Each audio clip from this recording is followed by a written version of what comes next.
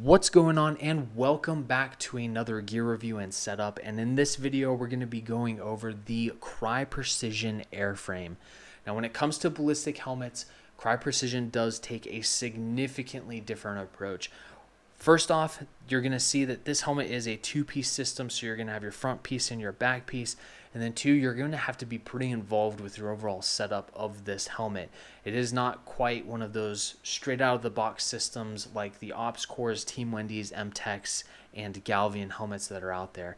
You are going to have to buy a significant number of parts and accessories to fully set this up, so that way you can add all of those accessories like lights and night vision. So with that, not only am I going to talk about the helmet, I'm also going to talk about a lot of the accessories that you see here, so that way you can compare this helmet to the other helmets that are on the market and determine what's going to be best for you, your budget, mission, operational environment, and duty position. So with that, I'm going to dive right into this so that way you can see what's going on and what this is going to cost you and help you determine what's going to be best for you. In conjunction with that, at the end of the video, I'm going to throw a piece and segment in so that way you can see how I had this helmet set up for operational use overseas with night vision, battery packs, lights, and all of that to help you kind of have a guide when it comes to the setup of this system, and then give you the why for some of those pieces. So with that, I'm going to dive right into it. The helmet itself is going to cost you roughly around $1,100 or $1,100, and that's just for the helmet. That's not including your helmet cover, your rails, your shroud up front, and chin strap and pads and all that if you want to upgrade or add on any one of those accessories. Your helmet cover is going to cost you roughly around $60. You have two different versions from Crye Precision. You have one that has this cutout in the middle, and then you have one that's just solid fabric. What I've noticed with the cutout version is a lot of people will just throw that helmet cover on. That cutout will kind of outline the mounting bracket for your night vision on the shroud.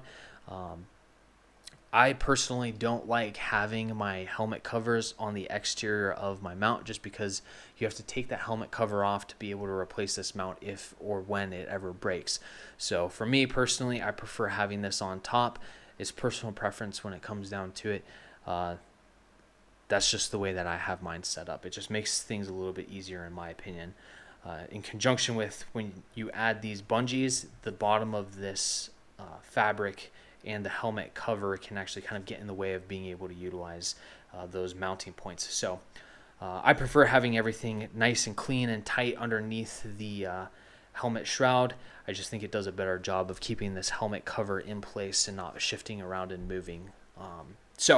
With that, some other things to think about when it comes, or consider when it comes to this helmet cover. You're going to have your 550 cord loops, I should say, or channeling for any cabling and all of that for your night vision.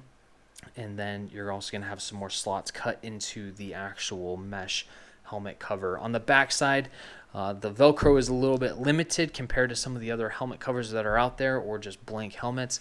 You're not going to have any Velcro on the sides here, so if you want to add like V-lights, you won't be able to do that. You could take it into an alteration shop and have that added, but that can be pretty costly when it comes down to it. In conjunction with that, you are going to have a little bit of Velcro right here for your strobes. This will work for your mantas, your core survival, health stars, and some of those other strobes that are out there. So you will be able to Velcro any strobe on there that you want, and then you do have the Velcro right here for your battery pack. Now, this battery pack retention Velcro strap that I have here is actually from my Galvian. My Galvian is running the Faro Concepts PVS 31 battery battery pack retention system. So a little bit different setup. I just took this strap off of that helmet so that way I could use that to retain my battery packs on the back. So attachment for the helmet cover itself is pretty simple. It just folds underneath your pad system and tucks away so that way it's not in the way. So a really nice helmet cover when it comes down to it, and it is going to cost you roughly around $60. When it comes to your rail systems, you are going to have to purchase those. It's going to cost you about $40, I believe. So you're looking at about $1,200 for your helmet cover, rails, and your helmet. I would highly recommend them so that way you can add lights, and accessories to this helmet, and then tie down any equipment that you may want to, just so that way you're getting the most out of your helmet and its capabilities. When it comes to shrouds, you have the option to get a 3-hole or 4-hole pre-drilled into the system, so that way you have some options as far as which shrouds you want for your night vision. I would recommend going with a 3-hole because almost every single company that I've seen nowadays is working with a 3-hole system instead of a 4-hole system. Your bungees up here for your night vision are going to cost you roughly around another $20, I believe. I highly recommend them. They help with a lot when it comes down to running night vision. When it comes to the internal of the system, this is where I feel very passionate about the helmet and how it can be improved. When it comes to what this is going to look like straight out of the box, you're going to get a very stock, generic, kind of military issue chin strap and pad system. I do not think it's comfortable. I do not think it's one of the greatest systems out there. To be frank, it just kind of sucks. It reminds me of the ACH pads and chin straps. So I would highly recommend that you upgrade the chin strap and the padding system that is on the inside of this helmet, so that way it is more comfortable. Now, when it comes to the pads and the helmet, make sure that you're getting the right size helmet for your head, because these Team Wendy pads and some of the comfort pads that you can add to this helmet pad system can get real tight around your head. This is one of the older Crye Precision Airframes, so they were kind of coupling sizes. This is the medium and large, and it was real tight for me when I added those comfort pads. The large, extra large was a little bit too big for me, so I just opted for the smaller helmet and then just went with the helmet padding without the comfort pads. So make sure that you're getting the right size helmet. Now, when it comes to chin straps and helmet pad options, there are a couple of options out there. I know TNVC is selling this new pad system called the 4D. I don't know a whole lot about it. It's recently been brought to my attention. It does look like a very, very good padding system, but I don't know a whole lot about it. They kind of look like an upgraded version of the Oregon Aero pads, and I do know a couple of guys that have ran those pads inside of this helmet, and they said it is super comfortable. So those are some options when it comes to helmet pads that are more on the less expensive side. When it comes to some of the more expensive options that are out there, I would absolutely recommend that you go with Team Wendy, not only for the chin strap, but also for the pads. Your chin strap is going to cost you roughly around $115. And to this day, I still pretty firmly believe that this is probably one of the most comfortable chin straps I have ever ran on any helmet. So I highly recommend it. They have the BOA system in the back. It's really simple to use. It clicks in place, and then you tighten it up, and then you pull it out, and then you can lengthen everything back out. So incredibly comfortable system when it comes down to it. When it comes to the pads, you're going to have 3 different options from Team Wendy. You're going to have the Epic, like you can see here, where this is going to pretty much cover and fill the entire interior of the helmet itself. And then that's going to cost you roughly around $90. They will come with some comfort pads, so if you want to add those in there as well, you can. And then you have the Epic Air, and that's going to run you roughly around $110. I ran that in here briefly. I didn't think it was the most comfortable when it came down to it, but there will be channels kind of that run through the middle of the helmet that help with airflow. So that is an option if you want to go with something a little bit more open, I guess you could say. And then finally, you have the cloud system from Team Wendy. And from what I know, it is like their most comfortable pad system that you can run, and kind of offers the best of both worlds with foam protection as well as airflow all together in one, as well as that whole comfort piece. So you do have a couple of different options. Those pads are going to run you, like I said, from $90 to about $110. So with that, before I get into the setup piece, one thing when it comes to the rails that I do think you should be aware of is, if you want to run, I'm going to flip this over to the other side. If you want to run accessory lights like a Surefire or a Princeton Tech Charge or the Charge Pro, specifically that light,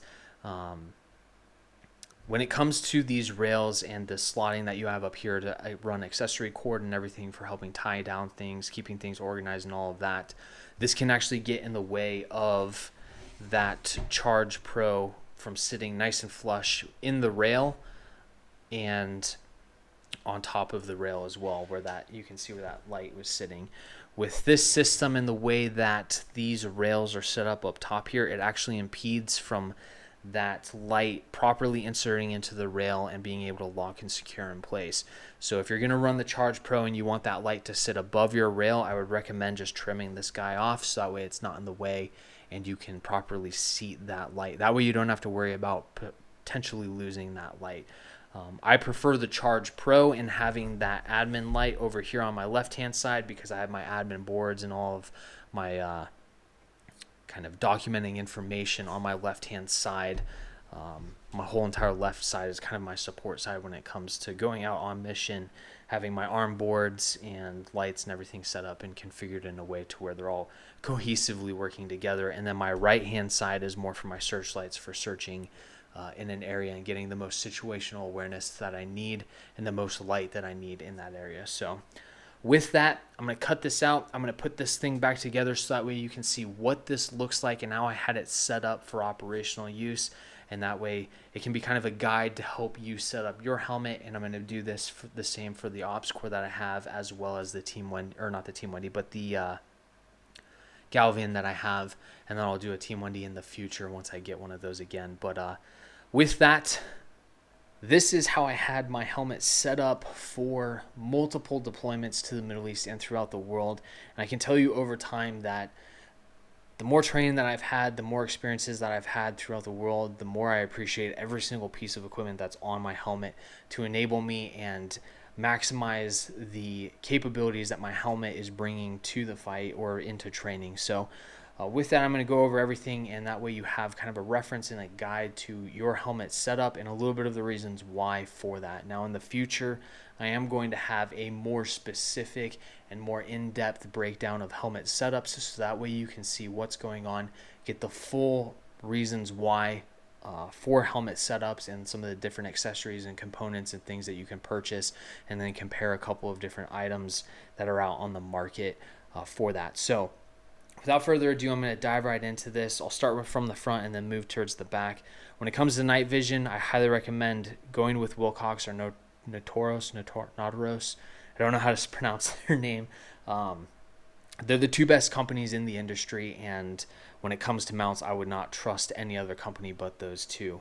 When it comes to lights, I highly recommend going with both a admin and a searchlight. So for me, I'm right-hand dominant, so on my left-hand side, I have my wrist admin boards, and all the information that I need admin-wise is on my left-hand side. So having the small admin light that's about 75 lumens or less is really nice to have. And then on the right-hand side, or on my dominant side, I have my searchlight to be able to flood an area with light to be able to get the most situational awareness. And then from my personal experience, being on objectives or on missions where you're trying to get off the objective as fast as possible, find what you need to find in the building that you're in, and then leave. This really helps and makes things really easy for that searching piece and that situational awareness piece. When it comes to the setup for this, I have the SNS MX mount. This comes both for or you can have it set up for both the arc rails or the more like M-Lock rail systems that are out there, like the Team Wendy and the M-Tech. So you can get a version of that will address those systems. And then when it comes to the light head for the Surefire Scout, I would highly recommend going with the IR and white light capable version. So that way, if you need to stay green while you're on mission, you still have that searchlight that can flood that area, and you're not white lighting yourself and giving away your position in that capacity. I haven't upgraded this yet, but that's on my list of things to do when it comes to that. When it comes to the admin lights, and like I was saying with these rail systems, you can see here that little rail section that's on the interior of that rail for like your tie downs is pushing this light out to where it's not properly seating inside of that rail. So this was something that I had a very significant issue with. So That's one thing where I would cut that little rail down up top here, so that way this light, this Princeton Tech Charge Pro, stays in place and I don't have to worry about it. When it comes to these admin lights, I highly recommend going with a white, red, blue, and IR.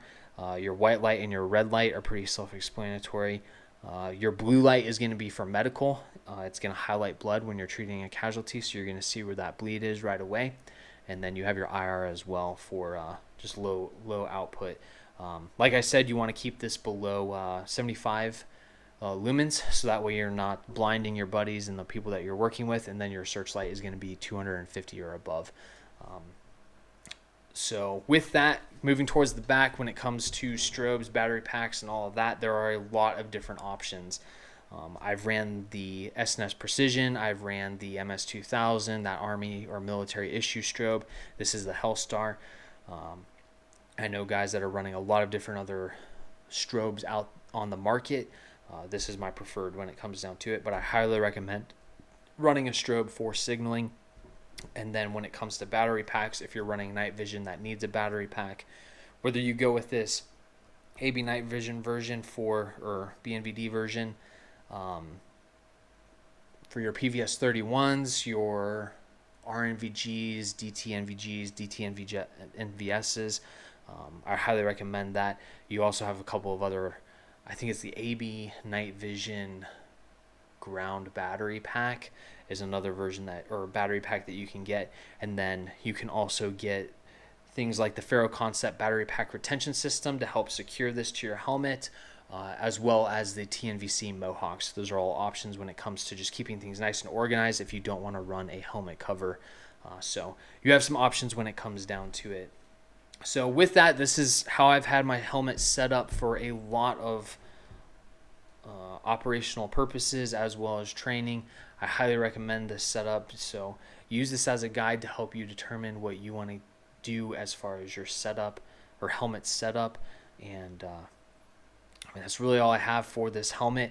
Like I said, this is a helmet that is a little bit more involved.